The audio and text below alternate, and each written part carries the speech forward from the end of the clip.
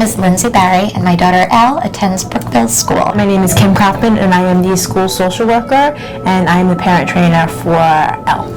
We started Elle's journey when she was about 18 months old. We realized that there was sort of a lack of language happening and a few other things that kind of brought us to getting her evaluated. So we went through early intervention, and we started services basically on her second birthday. Early intervention was wonderful for us. We had a really wonderful special instruction teacher who sort of guided us towards Brookville. We started speaking about different special ed preschool options for her.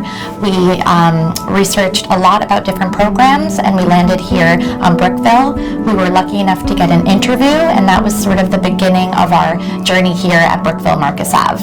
She started in March, which we were very lucky to get her a placement, which was amazing, but she was, as Kim said, in the STAR curriculum, which was great, smaller class size.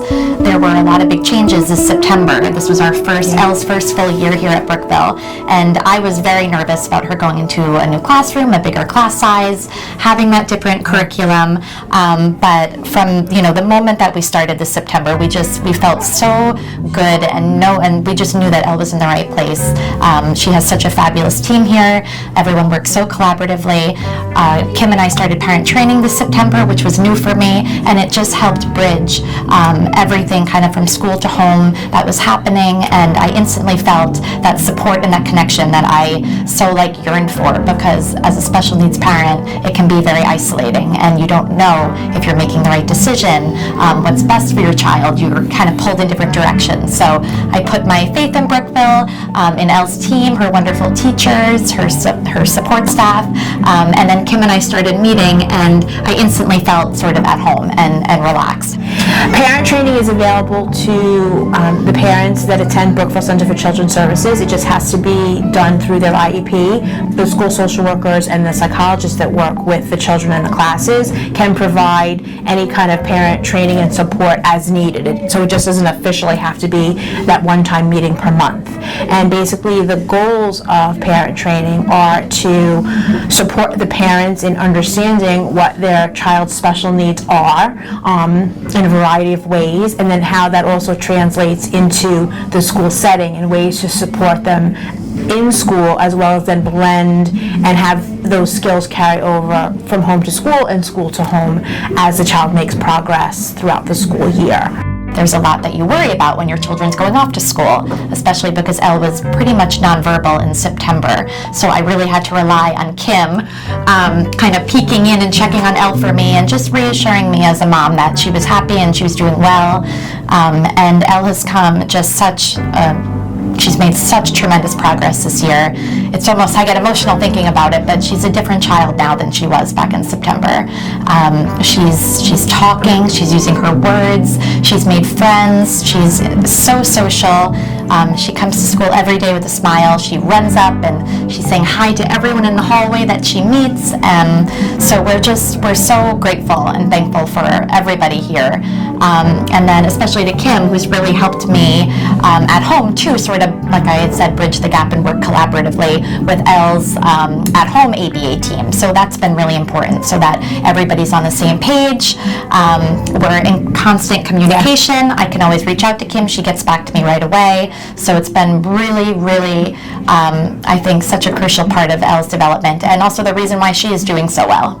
Elle's family has had a lot of changes this year. There was a new baby that came into the picture. She was in a class ratio that was a little different than the year prior, as well as placed in a creative curriculum classroom where she was given a lot more freedom and opportunity to socialize and play with children and learn at kind of her own pace. So it's still very structured, but she had really outgrown and done well in what was more of the STAR curriculum and program, which would include visual schedules and matching, name to picture kind of a thing within the classroom setting. In the classroom that she's in currently with Amy, she's a lot more fluid in their movements. There's organized play, but also included in that is the opportunity to play and move from center to center and negotiate that.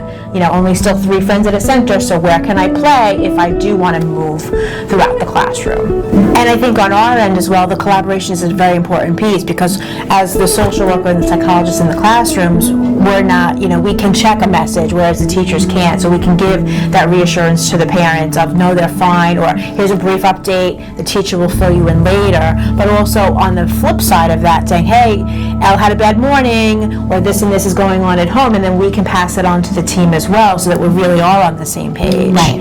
And like you said, Elle started getting the ABA services in like December-ish, so Yes. quarterly-ish we have meetings as well with that team to make sure that the whole staff here is on the same page, and we can reinforce the same interventions, use the same language, so that then the family isn't feeling like, wait, I've got 2 different systems I'm trying to manage, which would be very confusing to Elle, and she wouldn't be successful. She feels so confident and comfortable and safe here. So that has been just huge for her development, especially her language development. Sure. As she sort of navigated some of these new changes this year. But now she actually has the AAC device, which has also made, I think, communicating much easier for us. Right. I mean, she knows how to use it better than us, but that's helped us fill in some of the gaps for the words that she couldn't pronounce, because we know that sometimes she's saying things, but it's still maybe a little bit tricky to figure out. Yes. So that, I think, has shown a lot of, I think it's maybe decreased your anxiety a little bit, and definitely hers.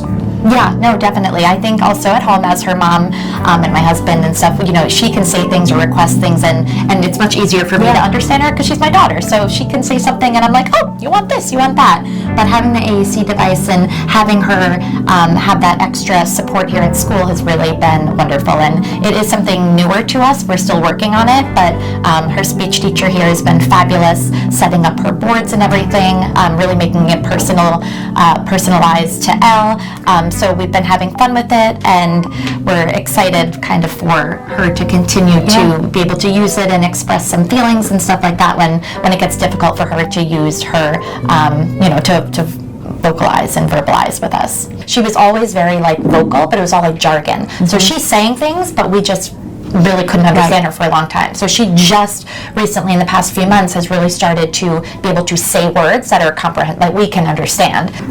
But that intent to communicate has always been there. It's just more recently that language has really sort of shaped itself into actual words and small sentences that other people could understand. So using the AAC device was helpful because then it's giving her those words.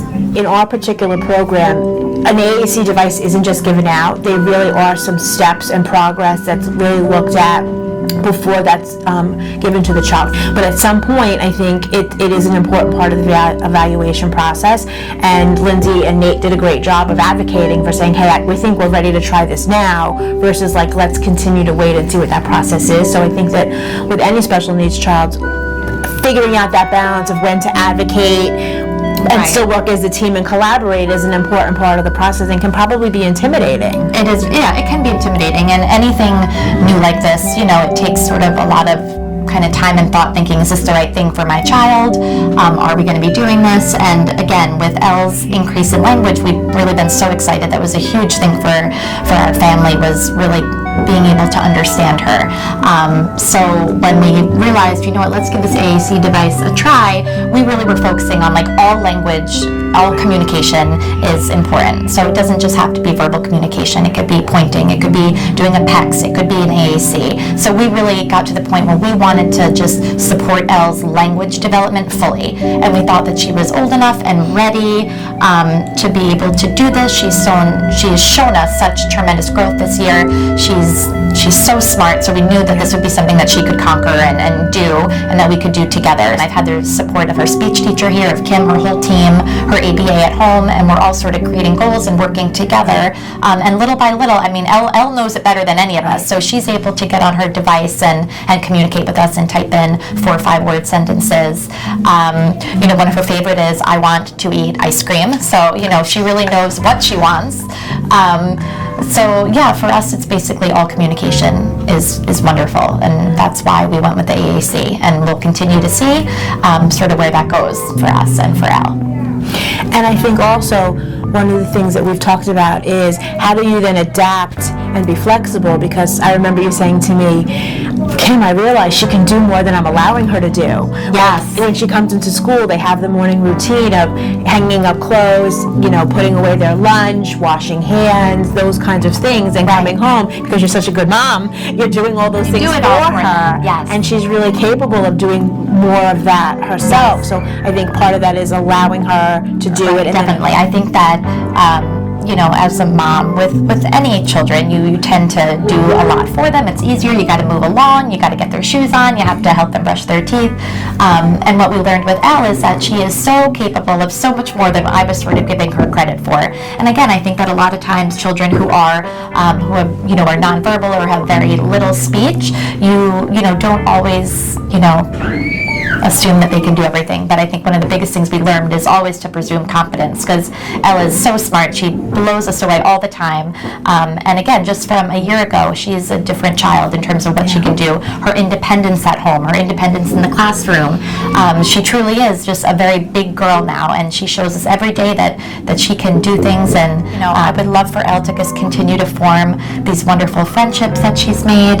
When she started in September, there wasn't, she enjoyed being here, but she wasn't really drawn to other children. And now when we arrive, she runs up to her friends, they hold hands walking down the hallway, they play together cooperatively. So all of these things have been so beautiful to see, especially for a mom. You want your kids to be happy, you want them to have friends and feel included, and she certainly has here. And I think ongoing in terms of the parent support piece of it, a lot of it is helping and supporting the parents as they're preparing to transition their child to kindergarten, which is a big deal, because again, preschool for a lot of families is the first step into school in general, and then especially with a child with some special needs. But I also think that it's following the child's growth process and figuring out and trying to help them. Okay, now we've got all these speech and language gains. Now wait, they're being, they're regressing a little bit. They're not following directions. We're getting a lot more no's, and how do I manage all of that? And that's a very normal part of the process. So it's about, 10 steps forward, 2 steps back, and then how do you adapt that it really isn't a true regression. This is how the development is catching up as the child succeeds and explores and has different experiences.